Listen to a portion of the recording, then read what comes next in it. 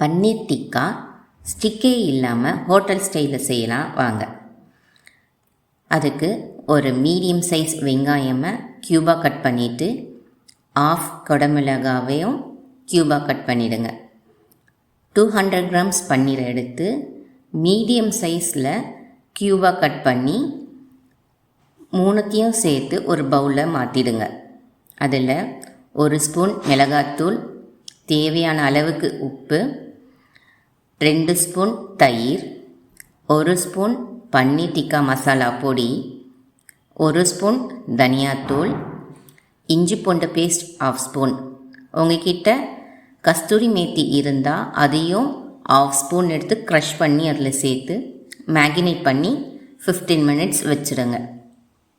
அப்புறம் ஒரு தவாவில் 1 ஸ்பூன் பட்டர் சேர்த்து மேகினேட் பண்ணி வச்சுருக்க பன்னீரை அதில் போட்டு சாட்டே பண்ணுங்கள். ஒரு 2 or 3 மினிட்ஸில் தயிரில் இருக்க தண்ணி எல்லாம் தனியாக வந்து அப்படியே கொஞ்சமாக ட்ரை ஆகும். அந்த ட்ரை ஆனது அப்படியே கொஞ்சம் சாட்டே பண்ணி பன்னீர் எல்லாத்தையும் வெங்காயம் பன்னீர் எல்லாமே கொஞ்சம் நம்ம திருப்பி போட்ட மாதிரி சாட்டே பண்ணிகிட்டே இருந்தோம்னா கோல்டன் கலரில் மாறிடும். அவ்வளவுதான், பன்னீர் டிக்கா ரெடி. தேங்க்யூ.